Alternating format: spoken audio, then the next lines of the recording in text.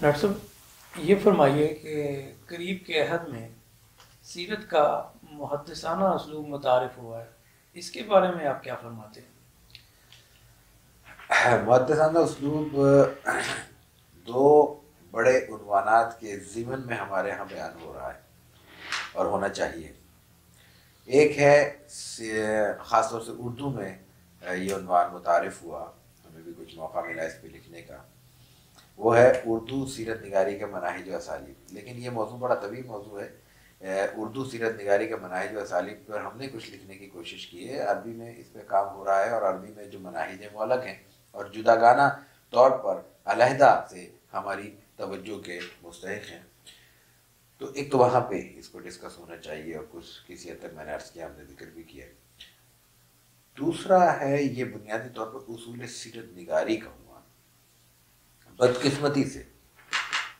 ہمارے جو موضوعات ہمارے اہل علم اور اہل تحقیق خصوصاً سیرت نگاروں کی کم توجہ حاصل کر سکے ہیں، ان میں اصول سیرت نگاری بھی شامل ہے۔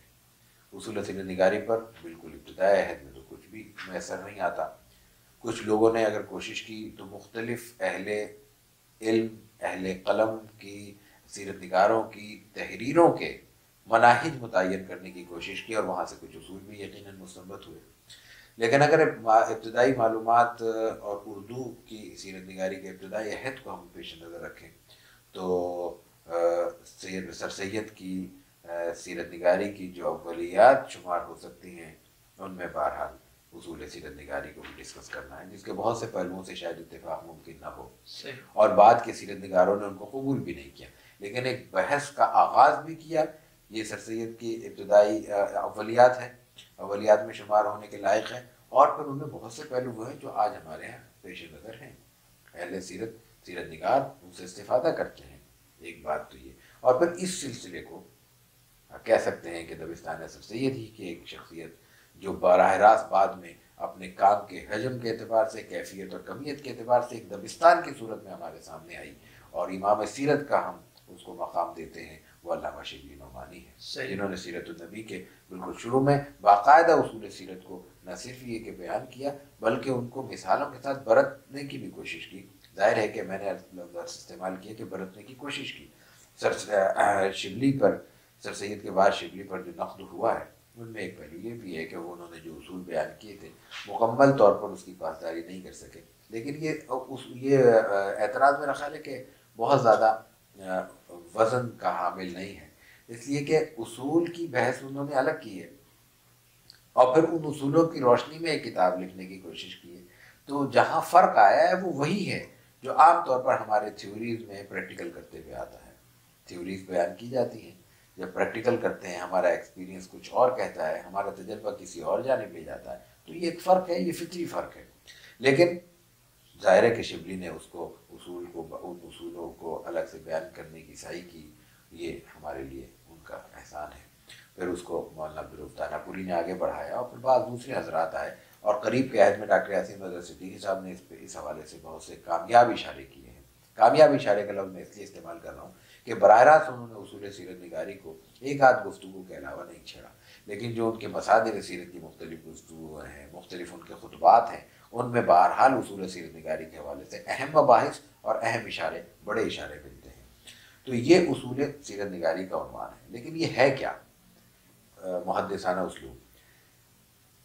محدثانہ اسلوب کے دو بڑے پہلو ہیں جو ہمیں پیش نظر رکھنے چاہیے۔ ایک اسلوب تو اگر ایک مفہوم تو لیا جائے تو وہ تو ہمارے ہاں متروک ہے،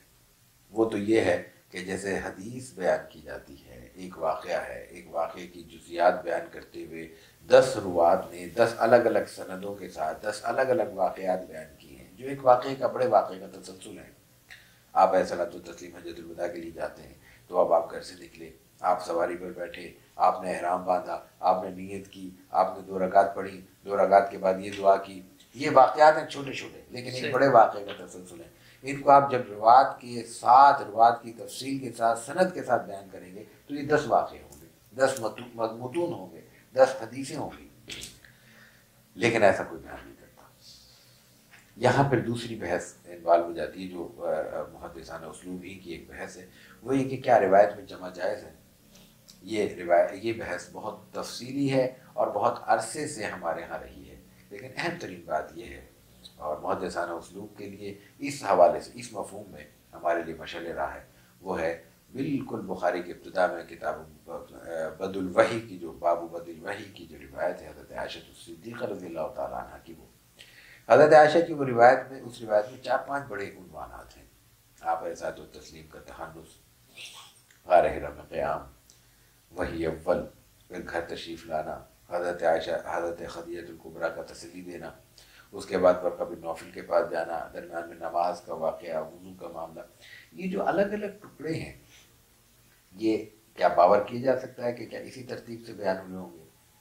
اگر بیان کیا ہوگا تو کس نے بیان کیا ہوگا؟ اگر حضرت خدیجہ سے انہوں نے سنا ہوتا، جو کہ ممکن نہیں ہے، تو ان کا ذکر ہوتا۔ یہاں جو بات سمجھ میں آتی ہے وہ یہ ہے کہ حضرت عائشہ نے مختلف واقعات کو مختلف حضرات سے سنا، لیکن جمع کر دی، چونکہ وہ ایک ہی تسلسل کی روایت تھی، ہاں اس میں پھر وحی کا ذکر ہے، وحی کی کیفیت کا نہیں کیفیات کا ذکر ہے، تو یہ ایک واقعہ کہاں سے ہو سکتا ہے؟ اور حضرت خدیجہ کا ذکر بار بار اس میں آتا ہے، حضرت عائشہ وہ بیان کرتی ہیں، یہ جمع روایت ہے، مختلف واقعات کو حضرت عائشہ نے بیان کیا، اور حضرت چونکہ صحابی ہیں، صحابیاں ہیں، اس لیے اس کو بعد میں عنوان لیا گیا اور ایک ہی سند سے وہ تمام تفصیلات پیش ہوئی۔ تو میں کہہ سکتا ہوں، شاید یہ بات لکھی بھی ہو کسی نے، لیکن میں اس وقت اپنی یادداشت سے بات کر رہا ہوں کہ اگر جمع روایت کو، جس کو بعد کے سیرت نگاروں نے اپنا اسلوب بنایا، اپنا منہج قرار دیا، انہوں نے حضرت عائشہ کا تتبع کیا ہے، تو شاید یہ بات درست ہو اور شاید یہ بات قابل نقد نہ ہو۔ تو ایک تو مفہوم یہ ہے۔ پھر بعد میں ایک چیز، جب سیرت کا بیان ہو، جناب رسول اللہ صلی اللہ علیہ وسلم کی طرف کوئی چیز منسوب کرنے کا معاملہ ہو، تو احتیاط کا آخری ترین درجہ ہمارے پیش نظر رہنا چاہیے۔ یہ ایک اصولی بات ہے، اس میں کسی کا اختلاف نہیں ہو سکتا، لیکن اس کے ساتھ پھر یہ عنوان جب شامل ہوا کہ چونکہ ہمیں اعلیٰ ترین مقام پر آنا ہے، چونکہ احتیاط کے اعلیٰ ترین مدارج کو ہم نے طے کرنا ہے، تو وہ درجہ محدثین کے ہاں موجود ہے۔ تو یہاں پھر ایک اختلافی پہلو آیا سامنے، وہ یہ کہ بہت سے واقعات محدثین کے ہاں بیان ہوئے ہیں سیرت کے، لیکن خالصتاً اہل سیر کے ہاں جب وہ واقعات بیان ہوئے ہیں تو ان کی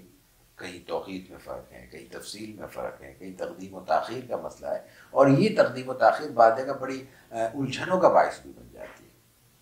تو اب کیا کیا جائے؟ اب کس راوی کو لیا جائے یا کس منہج کو اختیار کیا جائے؟ کیا آیا اس وقت صرف محدثین کی روایات کو ترجیح دینا ہمارے لیے درست ہوگا اور اہل سیر کی روایت کو محض اس بنیاد پر نظر انداز کر دیا جائے گا کہ وہ اہل سیر ہیں؟ تو یہ بات میرا خیال ہے کہ مناسب نہیں ہے، اور بعد کے تجربات نے ثابت کیا کہ یہ بات درست بھی نہیں ہے، اس لیے کہ محض اس بنیاد پر کہ یہ روایت محدثین کے ہاں ہے یہ قابل حجت نہیں ہو سکتی۔ کیوں؟ اس لیے کہ اصولی بات سامنے رہنی چاہیے کہ محدثین نے جب بھی سیرت کے واقعات بیان کیے ہیں تو وہ ان کا اصل مقصود نہیں ہے، وہ ضمناً بیان کر رہے ہیں۔ اس کے برعکس جب سیرت نگار بیان کر رہے ہیں تو وہ اصالتاً بیان کر رہے ہیں، وہ مقصودی مباحث ہیں، ان کا فوکس اس پر ہے۔ تو یہ یوں سمجھ لیجئے کہ ایک بہت فاضل شخص ہے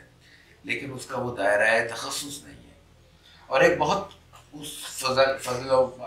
منزلت اور قدر و منزلت کے مقام پر نہیں ہے لیکن وہ اپنے دائرے میں تخصص رکھتا ہے، تو بہرحال اس کے دائرے تخصص کا احترام ہم پر لازم ہے۔ تو فنی طور پر سیرت کے مباحث کو بیان کرتے ہوئے اہل سیر کے واقعات کو، اہل سیر کے مقام کو دیکھا جائے گا، اور درایت اور روایت دونوں کو توازن کے ساتھ پیش نظر رکھ کر جو طے شدہ اصول ہیں ان کے کو برتا جائے گا، اور اگر کہیں اصولوں کی کمی محسوس ہوتی ہے تو میں نے عرض کیا کہ اس میں پھر نئے اصول بھی وضع کیے جائیں گے۔ یہ تو محدثین کے حوالے سے اہم بات ہے،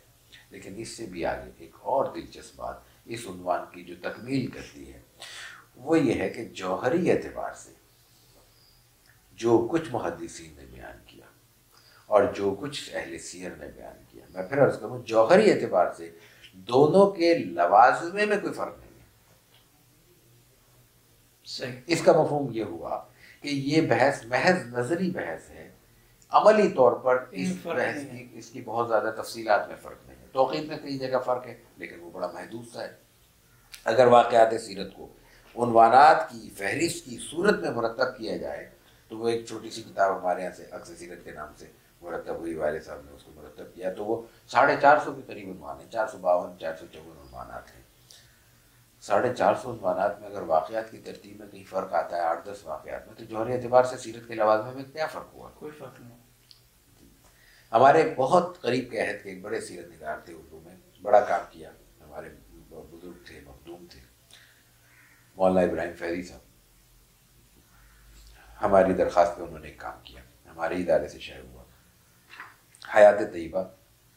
روایات مسند امام احمد ابن حنبل کی روشنی میں، 750 صفحے کی کتاب ہے جناب۔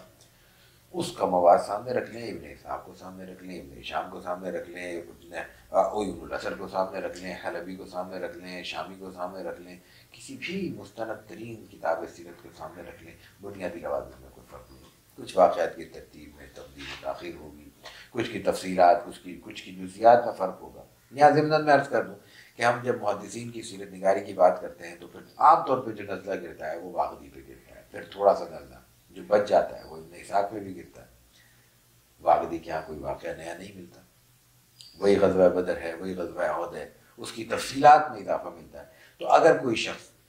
کسی بھی متن پہ یہ اضافہ کرتا ہے کہ مثال کے طور پہ غزوہ بدر میں گھوڑے کس کے پاس تھے، اونٹ کس کے پاس تھے، وہ جو ایک ایک سواری پہ 3 سوار باریاں بدل کے شریک رہے وہ کون کون تھے، یا آپ کا قیام کس کنویں پہ ہوا، یا کس جگہ جس جگہ پڑاؤ ڈالا اس کا نام کیا تھا، اگر یہ تفصیلات باغی دیتا ہے تو اس میں جوہری اعتبار سے نقد کی چیز کیا ہے اور متن پہ اتنا بڑا اضافہ کہاں ہے جس کی بنیاد پر کوئی باقاعدہ ڈیبیٹ قائم کی جائے یا کوئی بحث شروع کی جائے۔ تو یہ بنیادی عنوان ہے جس پر